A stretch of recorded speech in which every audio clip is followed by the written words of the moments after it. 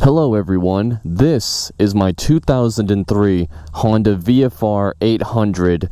I've had this motorcycle for about 2 years now, and I've done a lot of mods to it. Well, not a lot, but I would say a decent amount of mods. I've definitely put my little touch on this bike, and today I'm going to go over what those mods are. I'll explain to you if I like them and things like that, but I'm just going to talk about it and how much money I've spent on this bike. I'm going to tally it all up at the end and let you guys know how much I've spent on this bike. So without further ado, let's get into the mods. And first I'm going to start with the exterior. So the exterior for the front end, the first mods that I have are this Puig, I don't know how to pronounce it, but the Puig windshield, which is a little bit of a double bubble type situation, and the idea behind it is just to kind of redirect a little bit more air over your head and kind of prevent wind fatigue.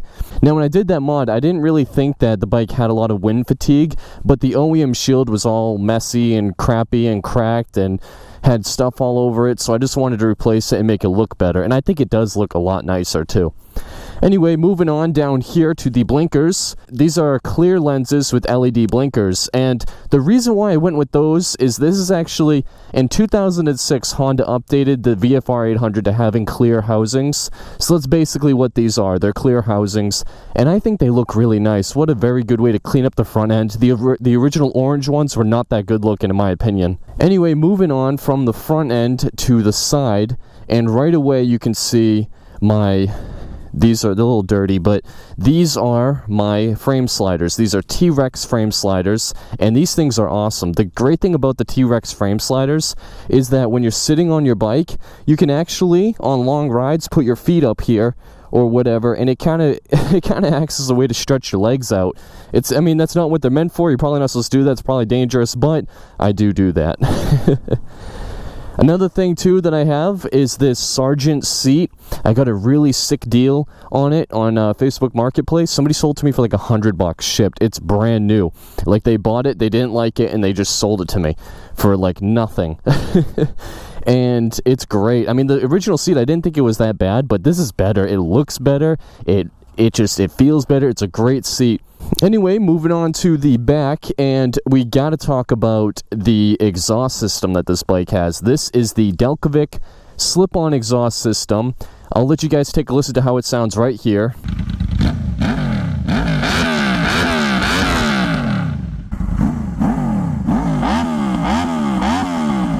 So as you can see, it sounds pretty good. It really does help display that V4 power. I love that exhaust. It sounds great, and it was nice and cheap too. It wasn't that much money. It looks good too. I mean, it cleans up the back end. I actually didn't hate the original exhaust, but this one does look better. And actually, let's look at the bike from this view, because this view allows us to see that gorgeous single-sided swing arm. I love bikes with single-sided swing arms. They're so cool. I feel like I always want to have one, no matter what. But that's not a mod, that is stock. If you buy this bike, you will have a single-sided swing arm. I guess we should address the elephant in the room, and that would be the top case that I have.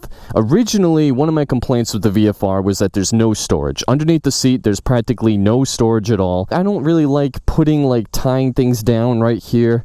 The top case, though, solves that. I'm not gonna lie, having a top case doesn't make the bike, it doesn't do the bike any favors in terms of looks, but when you look at the different options that you have, this one was definitely the cleanest and sleekest one.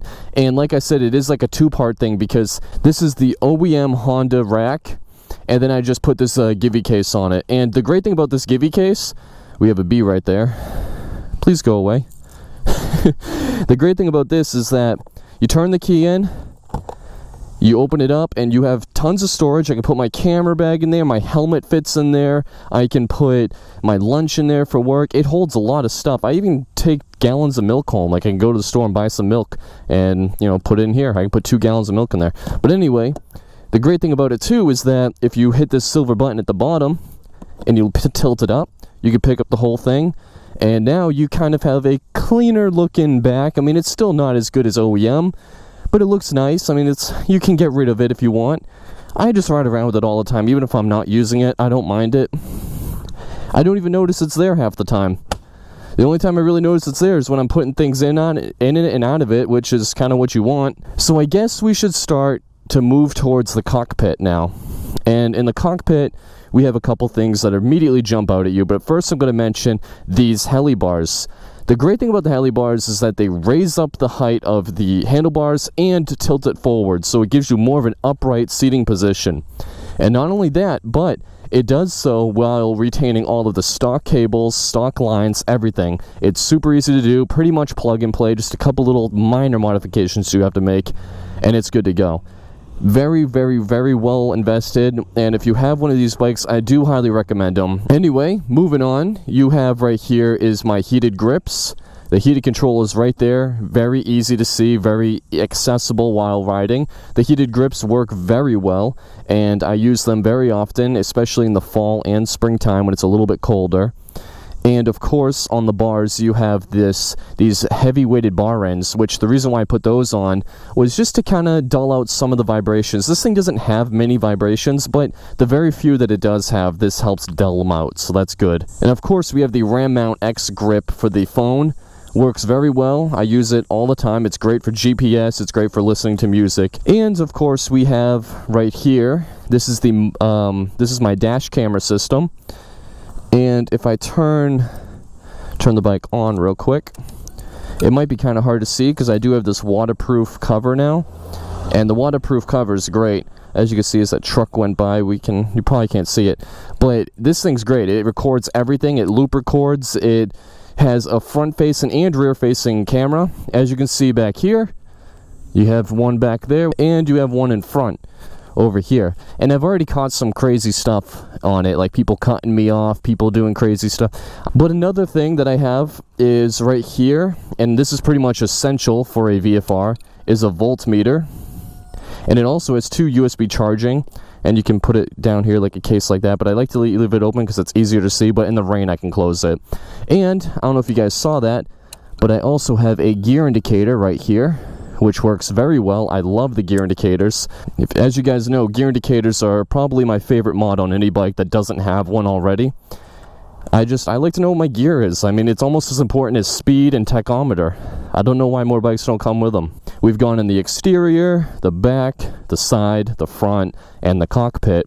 It's time for us to move on to what's underneath the seat, what's inside the guts of this bike, and what I've done that you do not see, but you feel. By the way, this Sergeant seat, check this out. A lot of people don't know about this, but there's a hidden compartment down here where I put my registration and some extra fuses and stuff like that. It's just so genius. I love it. Like, it's perfect. I can't believe nobody's thought of that before. Such a good idea, though. But anyway, we're going to just balance this up here. It'll be fine. And we're going to look into the bike. This is the OEM toolkit. Right here, this is the Speedo healer, because I did go +2 on the rear sprocket, and that gives it just a little bit more down low power, a little bit more get up and go, a little bit just around town. And what a great mod. Gearing changes, like, that is one of those things that I was expecting to be disappointed on, because everybody talks about how great they are, but then some people are like, nah, it's just a gimmick. It's not a gimmick, guys. Gear changes work, and this is only a +2 in the rear. You can actually top this bike out in 5th gear. So upping the gearing a little bit allows this thing to kind of hit top speed in 6th gear instead of 5th gear, but in return you get more torque and power, and it's just great. But anyway, we're going to go down in here, and this is the Speedo healer. It is a correct speedometer. It's verified by GPS. It's 100% correct. Of course, back here I have a battery tender plug. I have my Power Commander 5, which sits right here, and the great thing about the Power Commander 5 is that it is running a custom dyno tune, which Adrenaline Cycles dynoed this bike for me last year, and holy hell, dynoing bikes is another thing that, like, if you re-gear your bike and dyno tune it, you're going to have a completely different bike. It's going to feel different, it's going to act different. It's just the amount of smoothness I gained in the top end power, like, holy smokes, the top end power on this bike, it went from being like nothing really great to like, wow. Like, it found so much, and it's so much smoother and has so much more in the bottom end. The dyno tune was absolutely worth it. But anyway, that is what I have there at the power commander. I also have a fuse box right here, and this fuse box is part of the VFR harness, because I have a VFR harness, which basically adds extra grounds to your battery and plugs for the rectifier and stuff. It helps beef up the electrical system. I still need to do a MOSFET rectifier. That is one of the only mods that I have left to do on this bike, is the MOSFET rectifier, which I do plan on possibly doing soon, hopefully, whenever I find some time. But this is a fuse box, and attached to the fuse box is my voltmeter, and what else is attached to it? I think my VFR harness goes through the fuse box. I think those are the two things that I have. But it's great. If I ever want to add an accessory, say I wanted to do underglow, or I mean, I would never do that, especially on this bike, but say I wanted to do underglow, I could just plug it into the fuse box. I don't have to mess around with wiring it in and things like that. Well, that's it. I mean, those are all my mods, and this is the total.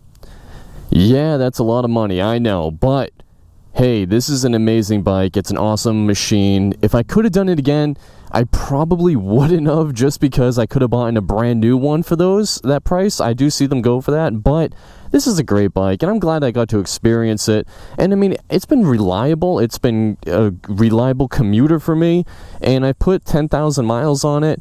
I guess it's just, you know, you go through with these bikes, you buy them, and then you like them, but you like them so much and you just want to tweak things, and then out of nowhere you just have a bunch of stuff. But hey, it just is what it is. I love modifying bikes. It's a mistake. It's a bad idea. It's never a good idea to modify a bike. It's always costs money. It's always going to devalue the bike. Actually, I don't know if my mods devalued this bike. I mean, I think I did this pretty cleanly. But anyway, that's it, guys. Thank you so much for watching. I hope you enjoyed this video. I hope you enjoyed a day with the beautiful VFR. And I hope that if you're interested in any of these mods, I'll have the links in the description for you guys. And yeah, that's it. Thank you for watching. Take care, and bye-bye.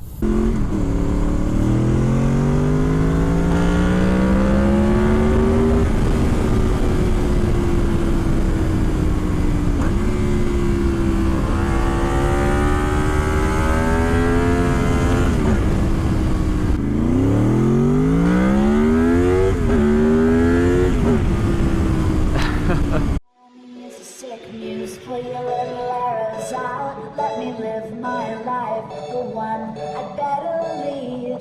All the plans of fantasies, and we looked at them 11 ways. You said, look at me, I looked away, and you wrote the song I wanna play. Alright.